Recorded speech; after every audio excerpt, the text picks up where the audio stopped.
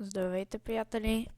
Аз съм Minecraft VG Gaming и днес ще ви покажа едни капани в Minecraft.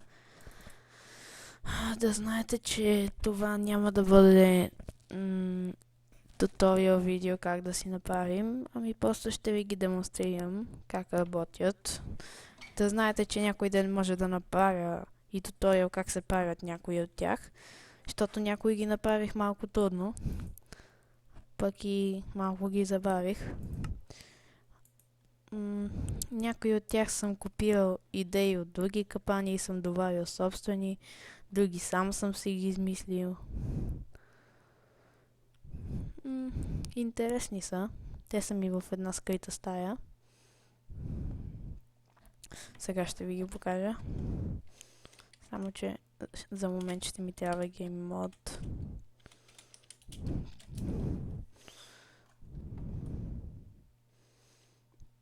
Те се намират точно ето тук под земята. И се извинявам, че малко лагва. Ето тук са. Опа, тук има зомби. И така, ето. И така, готови сме. Обаче ще махнем. Всъщност, не, няма да ги махаме. За да ви покажа, например, как работят. Ще бъде добре да използвам отвара. Да знаете, че това ще е кратко видео. И скоро ще продължавам и с хотелът, клиповете, с обзавеждането. Обаче за момент съм спрял.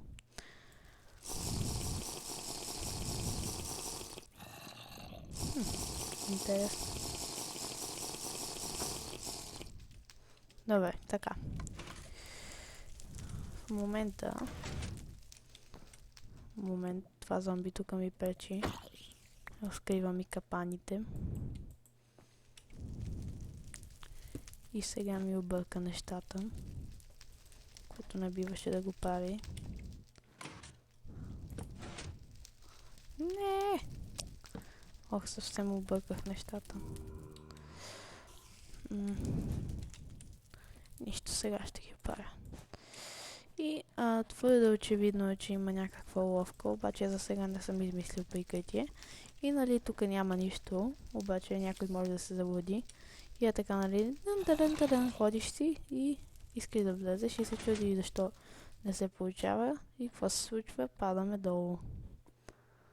Хитро е, обаче за съжаление няма прикритие все още, но ще измисля нещо. Не бе, тъпо зомби! Се трябва нещо да се развали.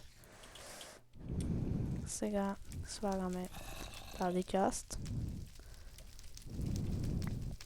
Така, тук преди имаше и стена с стълбичка, обаче трябваше да разширя тук малко капана, затова я махнах. И ето какво се случва, ако сме на survival, например, да кажем. Това много го настъпвам тук. Така. Ето, момент, само да доближа микрофона. Така, ето, сега е по-добре. И така, значи, все пак се съобразявам. Говоря тихо, защото все пак часът е късен. И така. Ето, нали, влизащи. Ако сме са на survival, ето тук, виждате какво се случва.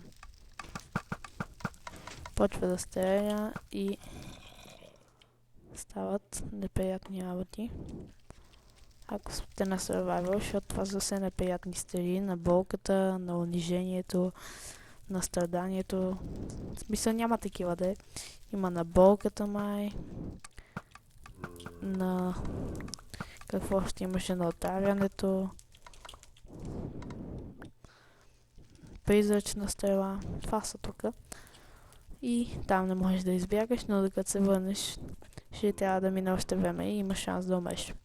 Така, този капан сам съм го измислил. И да кажем, ето тук идва някакво зомби. И няма излизане. А ето тук, ако влезе, може да се запали. И после, за да не влиза маси да се подпала, просто натискаме ето това.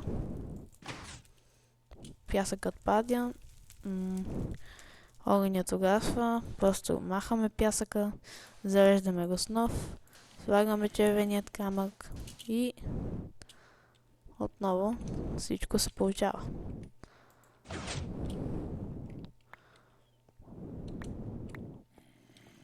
Така.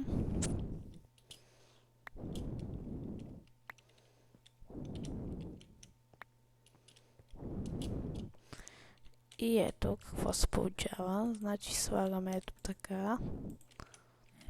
Този капан не е толкова труден, само че не мога да ви го обясня стъпка по стъпка, защото си го измислих. И съм го забавил малко. И не е задължително да е такъв.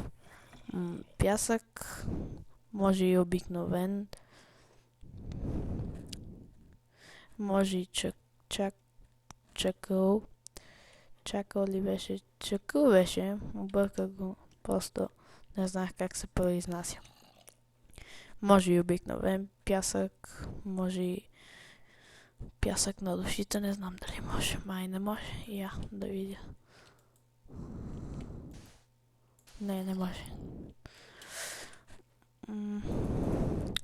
Може с обикновен пясък, чакъл и с пясък от недъра ли беше, как се казваше? Червен пясък май беше. Момент, ето, да, червен пясък. Може и с обикновен, и с чакъл. Ето, те са си подредени даже. И аз този път ще използвам, да кажем, пак ще се използвам червен пясък. И ето така зареждате го. Да знаете, че ако сте на Survival, пак не е проблемно да се надигате, нали, така нагоре. Не е нужно да скачате, за да натискате ръчката. Просто ето така, достатъчно е да го стигнете. И така се получава. Да видим следващият капан.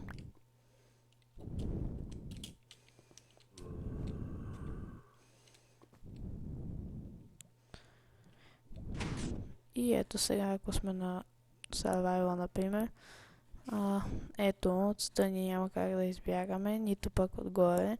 Все пак това е основен камък, не е обсидиан. По-хубаво е според мен с основния камък, защото обсидиана много време трябва да се направи, а основния камък не може да се счупи. Така, следващото. Сега, това е обикновено и просто. Значи, просто слагате врати отстрани, от всички посоки, които възможно можете да направите. И слагате плочки отстрани сигнални, за да влезете. И момент само, ще се наложи така да изляза, че не искам да чупа нищо сега. И ето, влизаме. Т.е. излизаме. И ето, значи сложили сте си ги вратите. След това отстрани слагате така малко основни камъни. И ето тук слагате един основен камък. И после го замествате от другата страна, този го махате. И се получава следното нещо, само че преди да сложите този, пускате вода. По-хубаво е, може и без, обаче ще бъде по-забавно с вода, за да може, когато влезнеш, примерно да се удавиш и да не можеш да излезеш, защото има, нали, основен камък и метална врата, които не могат да се счупят, а си на Survival и умираш. Така, следващият капан. Този съм го видял от интернет, обаче съм го подобрил. Не особено, но пак малко. Значи влизате И не се получава така нищо. Мисля да го подобря скоро с лепкаво бутало, да го направя и с... ето, няма излизане сега, влизате. Интересно ви е какво е. И няма излизане после. И ако без да искате джопнете там, падате в лавата, не можете и да излезете и така. Скоро мисля да го подобря, като го направя от лепкаво бутало и обсидиан. Но за сега ще си го оставя така, защото не ми се занимава.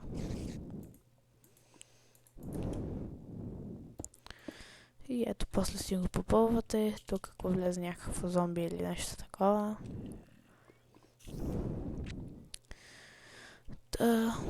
Това бяха капаните.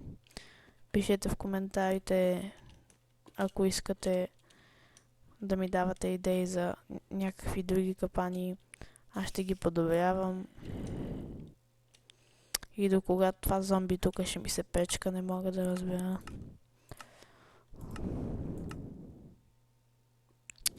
Ох, гадост. И така.